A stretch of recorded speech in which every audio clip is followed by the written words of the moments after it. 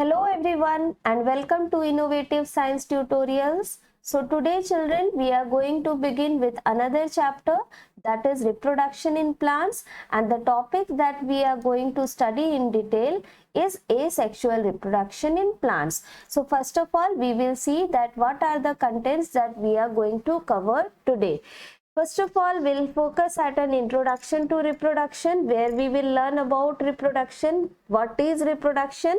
Then we'll see the various types of reproduction in plants, followed by asexual reproduction in plants, and finally the various types of asexual reproduction in plants. So let us begin. Children, first of all, what is reproduction? Reproduction क्या होता है? If I tell you in simple words, reproduction means to reproduce. ठीक है, reproduction means to reproduce, to give birth to young ones. ठीक है, and if we look into the definition of reproduction, then reproduction is a biological process by which an organism reproduces an offspring who is biologically identical to the organism. मतलब एक ऐसा living organism का या offspring का reproduction करना जो कि बिल्कुल पेरेंट की के आइडेंटिकल हो. ठीक है, मतलब so children, first is reproduction. What is the meaning of reproduction? In simple words, reproduction simply means to reproduce. ठीक है, to give birth to young ones. Reproduction means producing young ones of the same kind, isn't it children? मतलब parents जैसे हैं उनके बच्चे भी बिल्कुल उन्हीं की तरह होंगे. ठीक है, यही है रिप्रोडक्शन. पेरेंट्स ऐसे बच्चों को जन्म देंगे जो बिल्कुल उन्हीं की तरह हो. और अगर हम इसका डेफिनेशन देखें तो what is reproduction? Reproduction is a biological process by which an organism reproduces an offspring who is biologically similar to the organism, isn't it? This is what I told you कि reproduction एक ऐसा biological process है जिसमें कोई भी living organism हो, not only plant, they produce an offspring which is identical to the parents. Now if I ask you that why is reproduction necessary, then your answer should be straightforward. Reproduction is compulsory और necessary for survival of a species on earth. मतलब किसी भी species को अगर अर्थ में continue करना है, survive करना है, तो उसे रिप्रोड्यूस करना ही होगा, तभी उसका जनरेशन जो है वो कंटिन्यू कर सकता है. Let us take example of homo sapiens, human beings. अगर हम लोग रिप्रोडक्शन नहीं करेंगे तो हमारा भी जो जनरेशन है वो क्या हो जाएगा? वो एक एंड पे आ जाएगा. It will be ended. So reproduction although it is not a life process, ये एक लाइफ प्रोसेस तो नहीं है, लेकिन फिर भी एक बहुत इंपॉर्टेंट बायोलॉजिकल प्रोसेस है जिससे कि क्या हो सकता है, किसी भी पर्टिकुलर स्पीसीज का जो भी जनरेशन है वो कंटिन्यू हो सकता है. पूरे अर्थ में, पूरे यूनिवर्स में और कोई भी ऐसा प्रोसेस नहीं है जिससे कि जनरेशन को कंटिन्यू किया जाए. ठीक है, that is why reproduction is very important although it is not a life process. Life processes क्या होता है बेटा? Digestion, excretion, respiration, these are some examples of life processes. In short, life process is any process, any biological process that allows an organism to stay alive. अगर कोई organism जिंदा है तो वो लाइफ प्रोसेस के कारण ही जिंदा होता है, various types of life process के कारण. लेकिन रिप्रोडक्शन एक लाइफ प्रोसेस नहीं है. क्यों नहीं है? क्योंकि हम लोग बिना रिप्रोड्यूस किए भी जिंदा रह सकते हैं. I hope you agree with me. ठीक है, जिंदा तो रह ही सकते हैं, लेकिन हमारा जो कंटिन्यूटी ऑफ जनरेशन या कंटिन्यूटी ऑफ स्पीसीज होता है वो विदाउट रिप्रोडक्शन पॉसिबल नहीं है. ठीक है, that is why it is a very important biological process. Now let us see the next one children. Next is the types of reproduction in plants.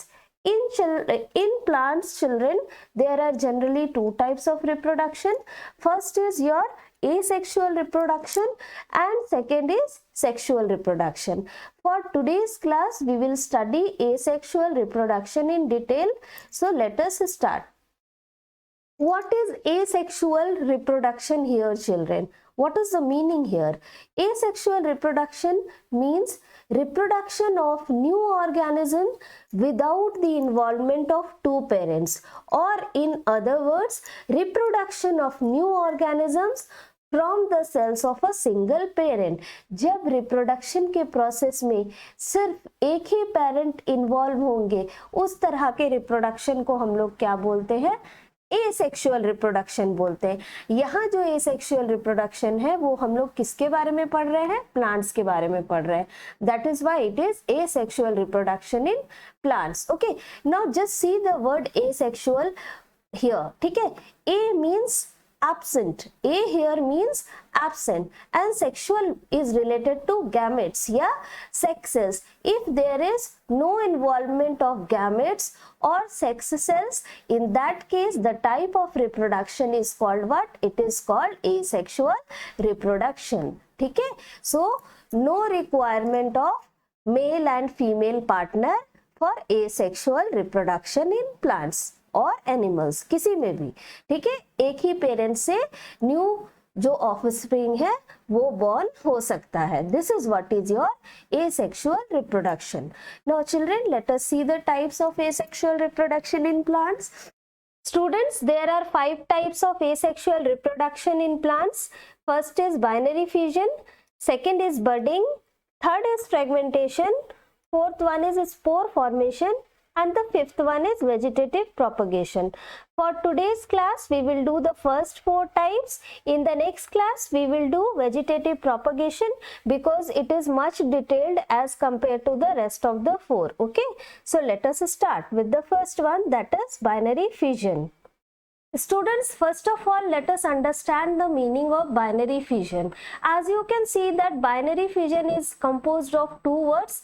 One is binary and the other is fission. Binary means what, children? Binary means 2 and fission means splitting.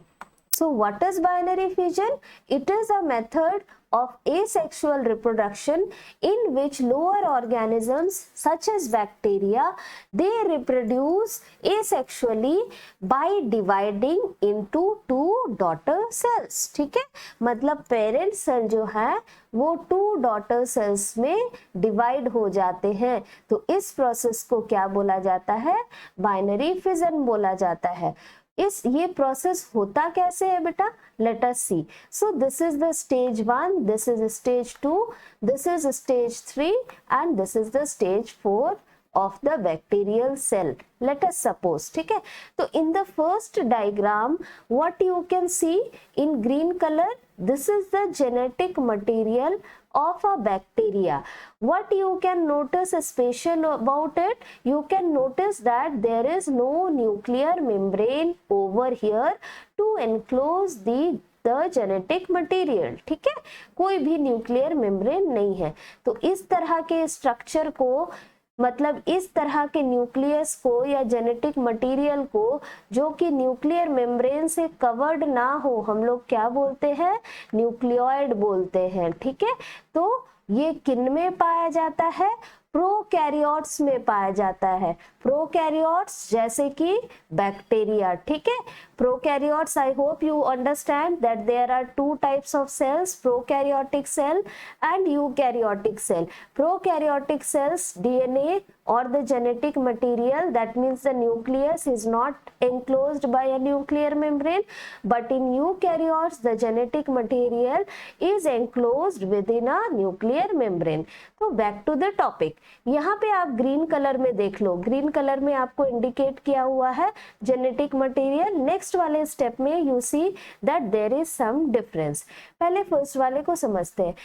Eight first when any organism, here bacteria we have taken, ठीक है? Bacteria, when it has to undergo binary fission, first of all it will start growing in size, ठीक है? Although it is already microscopic, so too much we cannot understand through these diagrams. Just imagine it will start preparing itself for the division. First of all, what it will do, it will duplicate its genetic material. तो first stage में green colour का था, second stage में you can see there are 2 colours.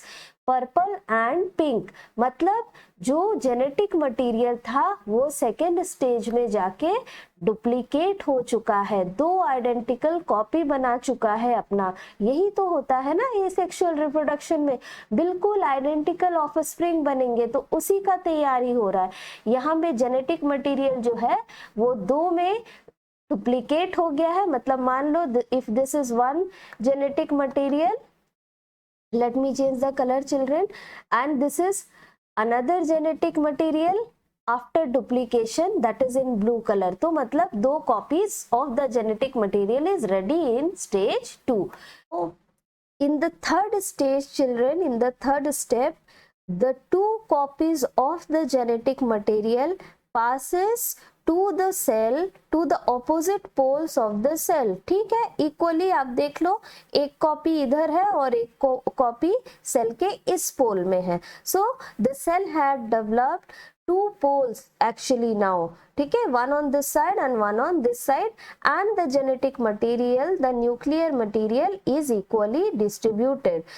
now what happens, along with this, in the step 3 a furrow develops on both the side, you can see here also and here also। this is a constriction जो कि further increase करेगा और finally क्या करेगा, it will split the parent bacterial cell into two daughter cell। so from one parent we got two identical daughter cells।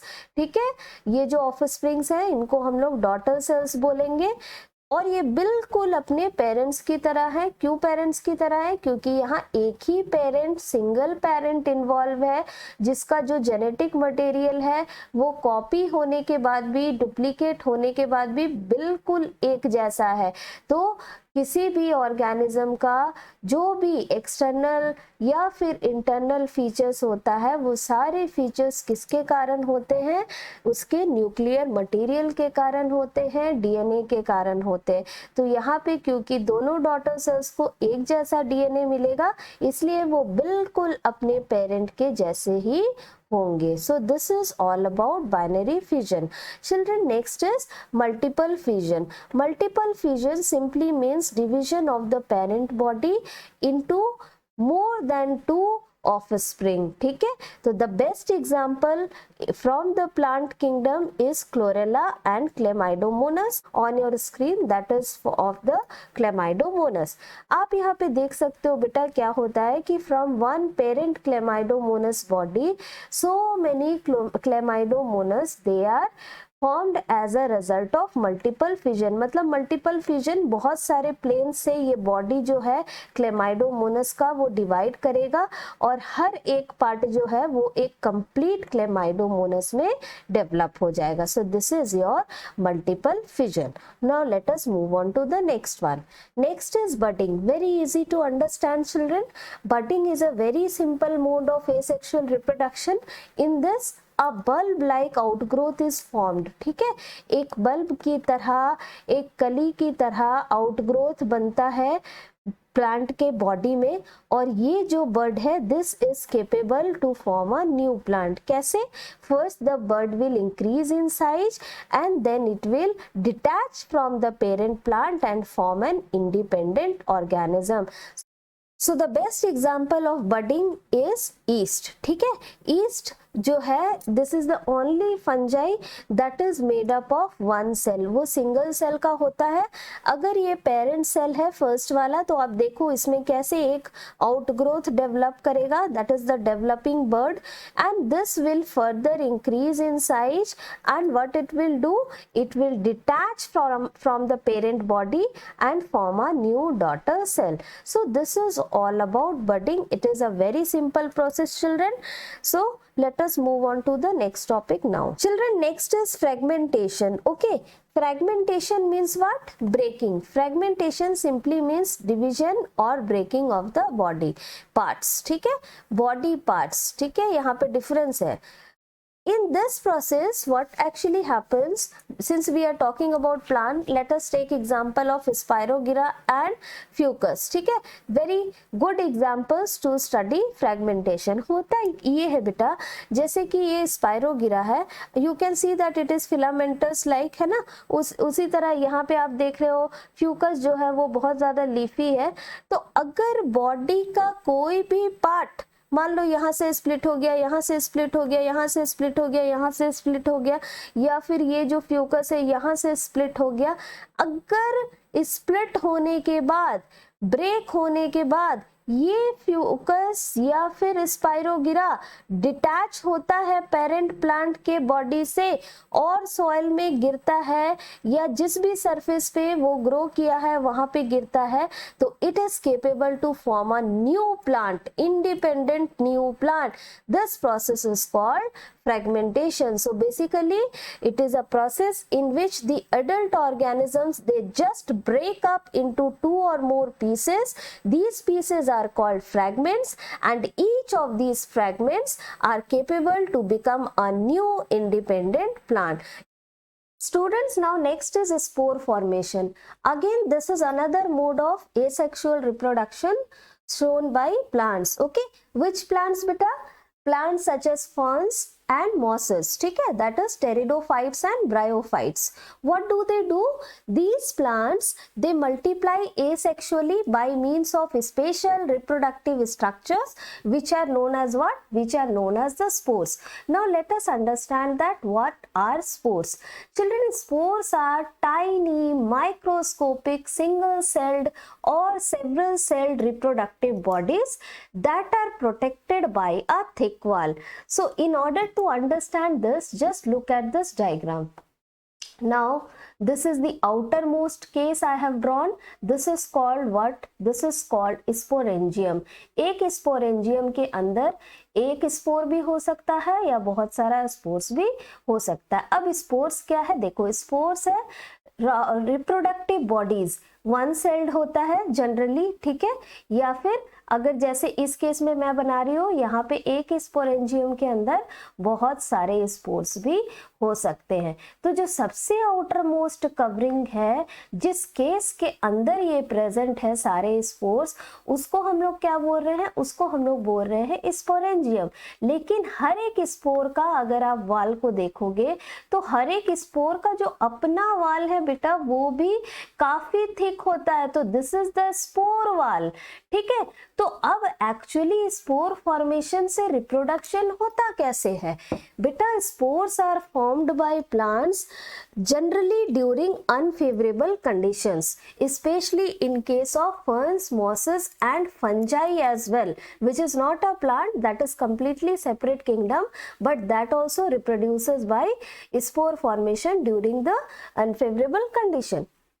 So when the conditions are unfavorable, maybe there is famine or drought, or there is too high temperature or too low temperature, in that case the sporangium starts forming these spores, ठीक है.